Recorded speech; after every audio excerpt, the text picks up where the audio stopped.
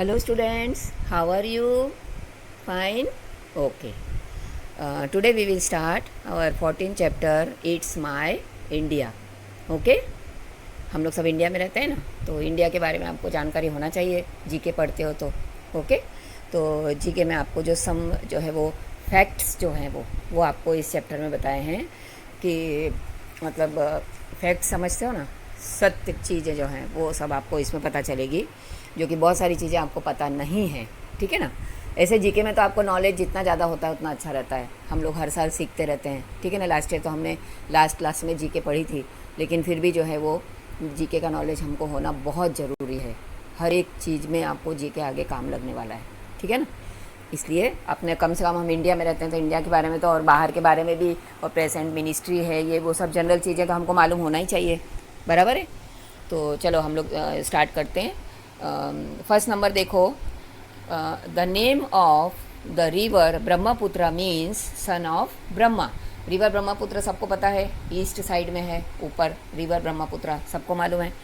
The क्रिएटियर, it is the only major Indian river to have a male name. बराबर है. देखो हमारे यहाँ की जो नदियों के बारे में आपने पढ़ा होगा या सुना होगा, सब नदियों के नाम, सारी नदियों के नाम जो है फीमेल है. जैसे गंगा, यमुना, सरस्वती, गोदावरी, कृष्णा, कावेरी, ताप्ती, साबरमती, सब जो है वो फीमेल नाम है. कोई भी जो है वो इसका मेल नाम नहीं है, जेंट्स का नाम नहीं आता है. केवल एक ही नदी है, ब्रह्मपुत्र. ठीक है. ये हमको मालूम होना चाहिए. ओके. चलो second number. The first modern post office was established in 1854 in Calcutta, now Kolkata. अभी हम लोग कोलकाता बोलते हैं. पोस्ट ऑफिस आप समझते हैं ना, हर एक सिटी में पोस्ट ऑफिस होता है ना. जहाँ पर कि हम लोग लेटर्स डालते हैं या फिर राखी वाखी बेस से रजिस्ट्री जाती है, हमारी पार्सल जाती है ना. तो इस तरीके से पोस्ट ऑफिस सब जगह होता है. तो फर्स्ट पहले जो है वो ऐसे ही होते थे छोटे छोटे, लेकिन मॉडर्न पोस्ट ऑफिस जो है एस्टेब्लिश्ड हुआ था इंडिया में सबसे पहला. वो कौन सा था, कब हुआ था, 1854. ठीक है. In Kolkata. Okay. Next. The cellular jail of the Andaman islands was constructed in 1879 with the bricks brought from Burma. ठीक है. देखो आप लोगों को मैंने फर्स्ट चैप्टर में ही पढ़ाया था कि हमारे जब इंडिया का मैप हम सामने रखते हैं तो हमारे राइट हैंड साइड पर अंडमान एंड निकोबार आइलैंड्स आते हैं. वो आपको मैंने फर्स्ट ही चैप्टर में आपको नंबर ऑफ़ आइलैंड्स भी हैं, कितने हैं हम हमारे. तो वो जो है आपको तो अंडमान जो है वो वहाँ पर जेल थी पहले.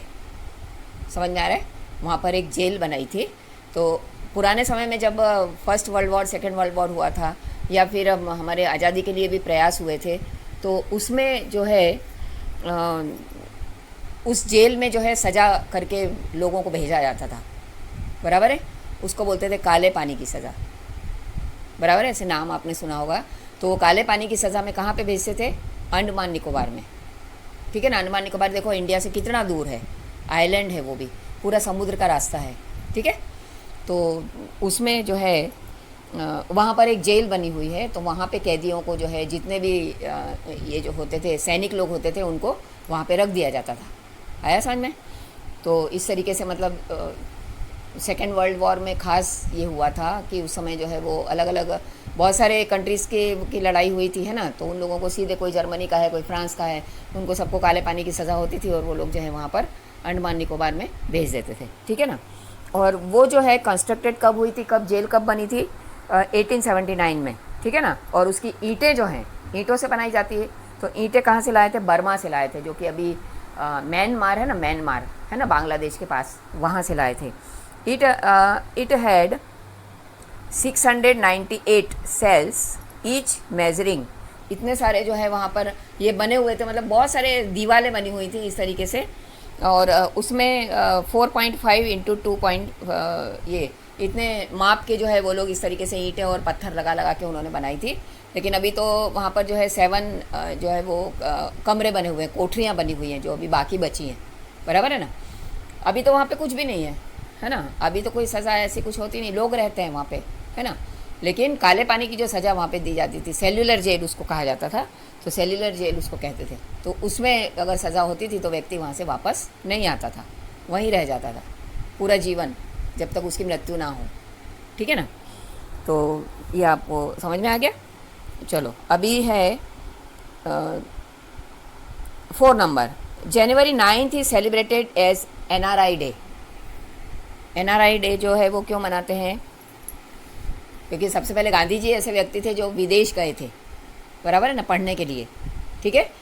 तभी तो फिर वहाँ से वो इंग्लिश वगैरह सब सीख के आए थे, इंग्लैंड में पढ़ के आए थे, तभी तो अंग्रेज़ों के साथ वो बातचीत कर पाए थे। सबसे पहले कम्युनिकेशन होना चाहिए, तभी तो वो अंग्रेज़ों से जो है ये कर सकते थे ना। अब हमारे यहाँ के भारतीय जो थे वो तो स्कूल थे नहीं, हमारे यहाँ पे तो कोई भी पढ़ा लिखा नहीं था। तो वो लोग जो है वो क्या करते थे, ये अंग्रेज़ों की भाषा नहीं समझते थे। लगान में आपने देखा था ना, तो वो लोग समझते नहीं थे, इसलिए वो अत्याचार करते रहते थे। ठीक है। तो NRI डे मनाते हैं, क्यों मनाते हैं 9 को? कि it is the day Mahatma Gandhi return to India from South Africa in 1915 में। इसलिए उस दिन 9 को जो है जनवरी 9 को क्या मनाते हैं? NRI day. ओके। तो ये आपको जो है याद रखना चाहिए। ठीक है। नेक्स्ट देखो, the oldest school in India.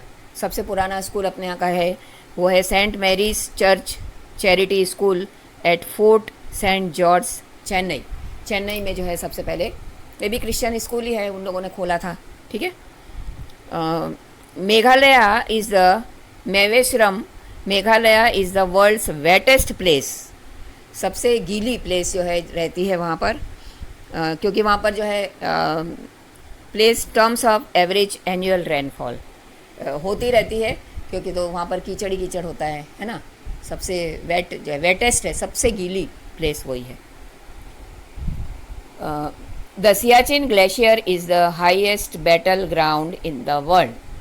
Battle ground मतलब जहाँ पर कि हम लड़ाइयाँ बहुत सारी हुई हैं, तो कहाँ पर हुई है? सियाचिन ग्लेशियर में। ठीक है। फिर Tehri dam on Bhagirathi river is the highest dam in India. ठीक है।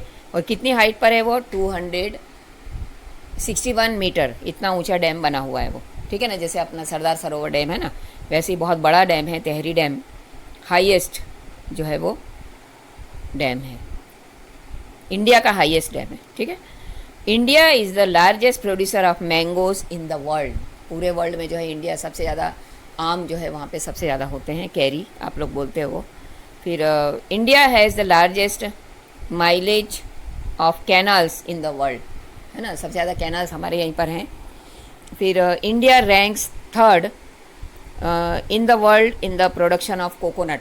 कोकोनट के प्रोडक्शन में हमारा 3rd नंबर आता है। ठीक है। वर्ल्ड में 3rd नंबर आता है। 12 नंबर देखो, India ranks 1st in the production of milk. Milk में हमारा 3rd नंबर आता है। India ranks 2nd in the production of wheat. Wheat में 2nd नंबर है हमारा। फिर India has the largest postal network. हमारा नेटवर्क जो है वो बहुत फैला हुआ है, सबसे बड़ा है। More than 20% of the world T comes from India. 20% जो है वर्ल्ड की 20% टी जो है वो हमारे यहाँ पे होती है। ठीक है ना। आ गया लेक्चर चैप्टर समझ में 1 to 15 इंडिया के बारे में। ठीक है। तो लर्न करना सब लोग। फिर अभी आपका जो है FA का टेस्ट आने वाला है, उसमें 1 to 8 चैप्टर रखने वाली हूँ मैं, तो वो आप लोग लर्न करते रहना। टाइम टेबल आपके पास आएगा, उस हिसाब से आपको लर्न करना है और सप्लीमेंट्री में आंसर्स लिखना है। ठीक है। आ गया समझ में? चलो बाय, फिर नेक्स्ट इसमें मिलेंगे।